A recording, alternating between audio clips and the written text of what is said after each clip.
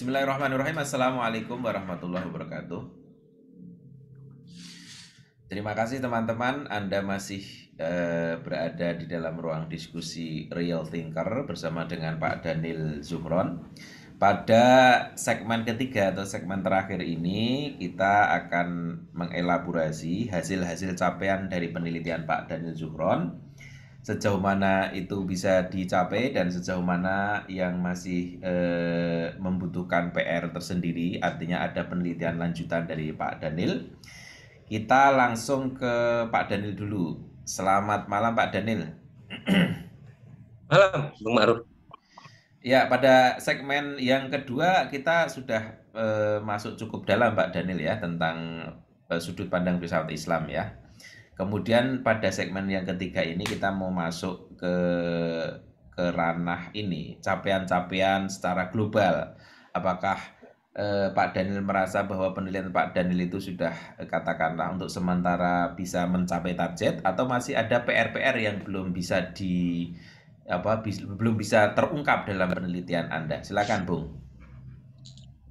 Ya, tentu ini sebuah rintisan ya. Saya nggak mengatakan ini awal, tapi saya juga lacak dari beberapa literatur yang agak serius tentang manusia konstitusi atau kalau manusia dalam filsafat saya kira banyak lah. Tapi dalam konstitusi Indonesia itu nampaknya masih sangat kurang untuk dirujuk atau dijadikan bahan bacaan.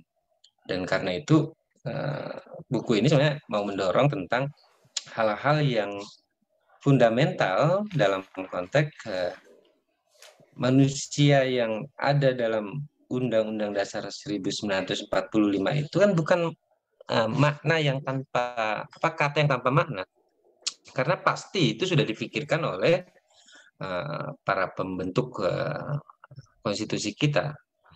Dan karena itulah maka penting untuk membaca histori atau asbabul asbabul konstitusi Hmm. yang perlu dilacak ke sana. Cuman perdebatan tentang itu sebenarnya kan sudah masuk seolah-olah kita sudah selesai dengan konsep-konsep manusia itu tadi.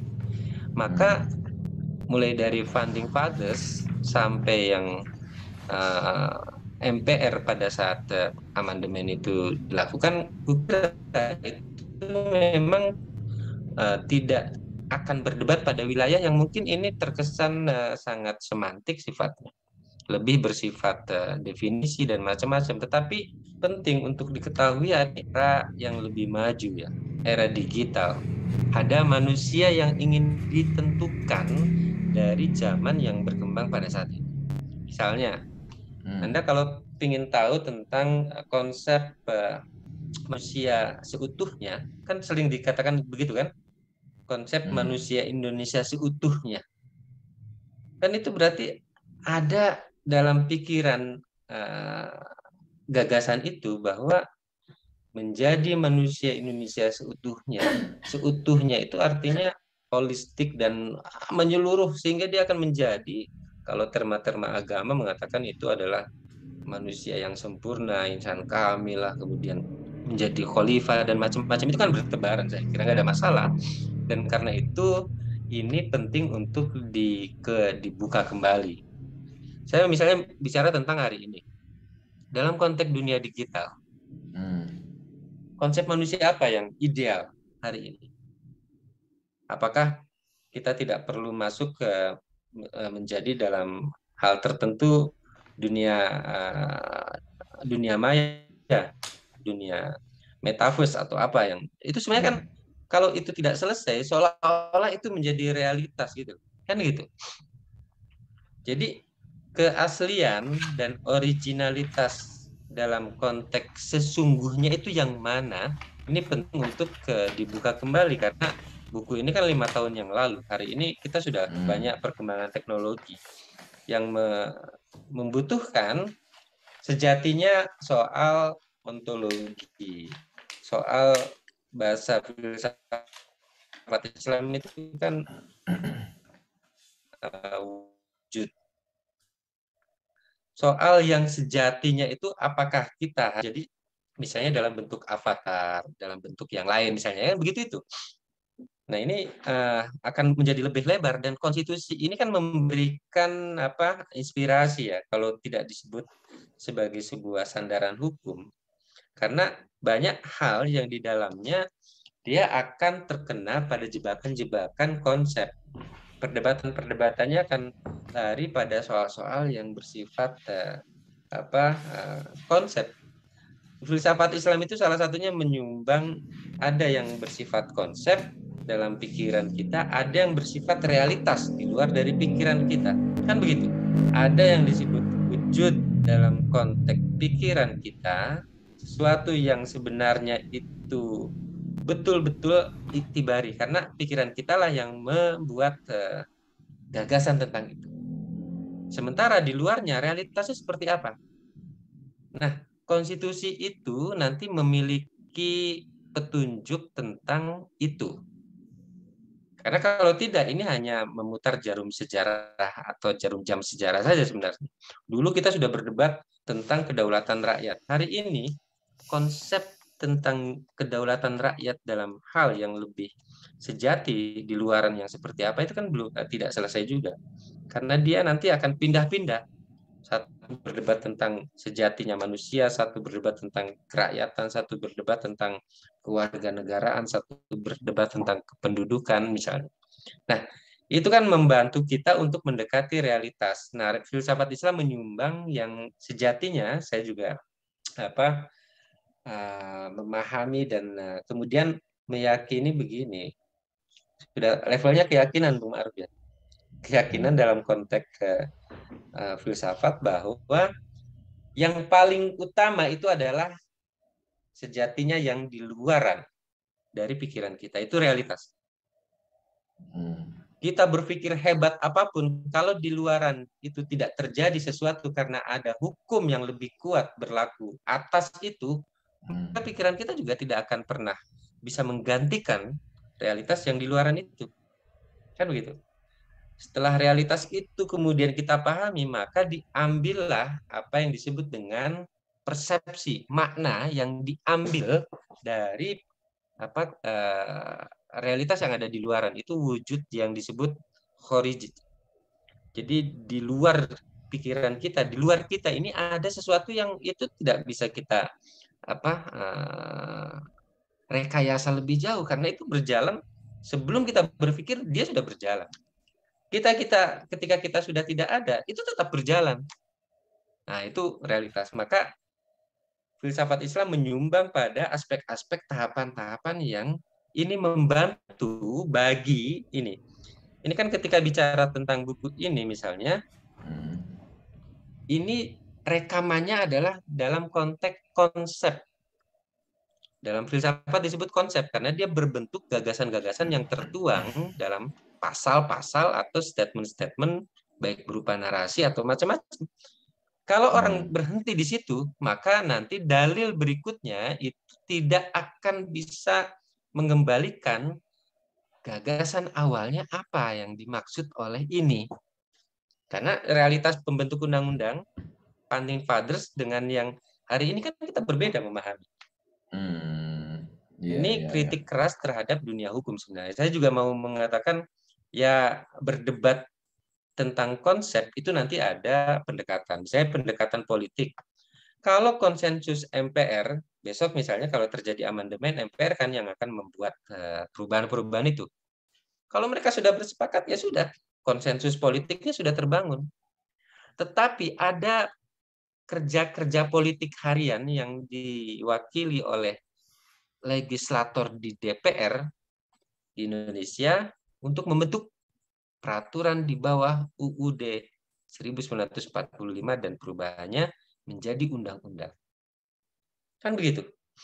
Nah, orang yang akan membangun sebuah pasal atau undang-undang itu kan nanti dia harus mengacu kepada bunyinya seperti apa. Padahal kata itu sederhana. Hanya mencakup 1-2 pasal saja sementara yang dikutip. Tapi realitas yang terjadi hari ini dengan gagasan yang dimunculkan untuk yang terjadi dalam membangun pasal itu ya kalau tidak dipahami ya ini akan menjadi konsensus semata. Bahkan ke depan itu akan menjadi pemaksaan konsep. Anda misalnya sering bicara tentang ini sudah menjadi hukum, kan gitu. Apalagi hari ini misalnya dalam konteks pandemi, pemerintah memiliki satu otoritas yang tinggi untuk mengatur serba kedaruratan, kan begitu. Itu atas dasar hukum loh, Bung Aruf. Dengan mengatakan pasal A, pasal B, pasal C, undang-undang ini dan macam-macam, itu bisa dipaksakan.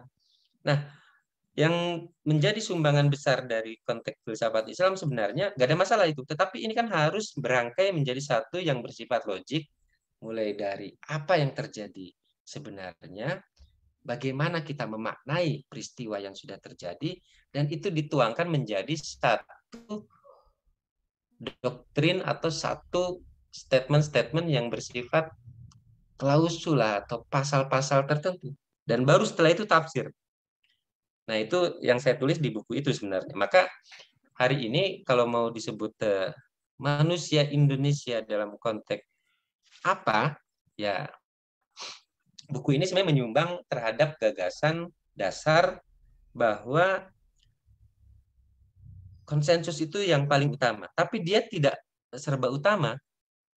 Kenapa? Karena ada pemikiran yang mewujud dalam konteks ini. Saya urai misalnya di sini tentang Pancasila.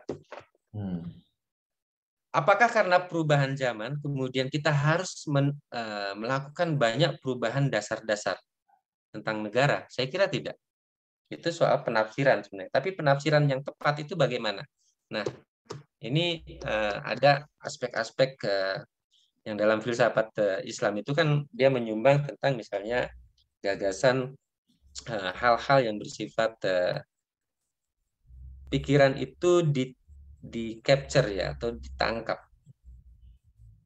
Itu yang disebut makulat itu kan aspek-aspek yang bisa dipikirkan. Tapi yang kemudian yang kedua itu ada muncul terkait dengan belum menjadi konsensus, itu ada di sini disebutkan ada kulli musakik. Kulli musakik ini kan hal-hal yang bersifat mirip-mirip. Mana pilihan-pilihan kata itu yang bisa disepakati? Kan banyak diksi-diksi yang lebih ini.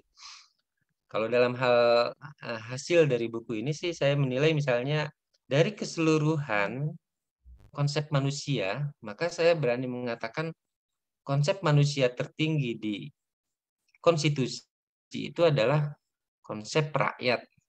Selain karena dia state sebagai bahwa pemilik kedaulatan itu adalah rakyat, ternyata rakyat ini dia lebih memiliki bobot yang mencitrakan bahwa manusia Indonesia itu harus bernuansa dan memiliki gagasan kerakyatan. Bukan kemasyarakatan, bukan yang lain-lain misalnya begitu. Itu dalam konteks ini sebenarnya. Meskipun saya belum mendalami lagi karena jujur Bung Ma'ruf memang apakah karena terlalu tidak dipahami atau memang ini betul-betul baru dalam kajian-kajian di Indonesia, ya tidak ada respon yang saya kira memadai sehingga saya juga agak stuck dari sisi itu. Ya, pentingnya diskusi yang seperti ini kan Bung Ma'ruf biar saya juga agak jalan lagi algoritmanya. Karena ini menyangkut soal yang realitas keseharian kita sebenarnya. Anda besok kalau diperiksa orang atau diperiksa petugas yang memiliki kewenangan untuk itu, coba tanyain. Ini kan cerita dalam tasawuf kan banyak. Hal-hal yang seperti Nasruddin Hoja, Abu Nawas, itu kan dia berkutat pada aspek-aspek itu sebenarnya. Saya ini ditangkap sebagai apa? Misalnya gitu. Sebagai warga negara kah? Dulu itu orang-orang yang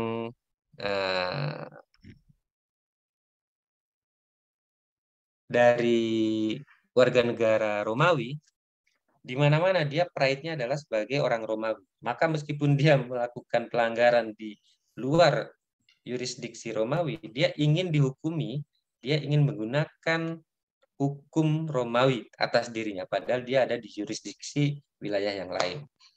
Nah, ini soal-soal yang dalam konteks hukum saya kira bisa berlaku itu.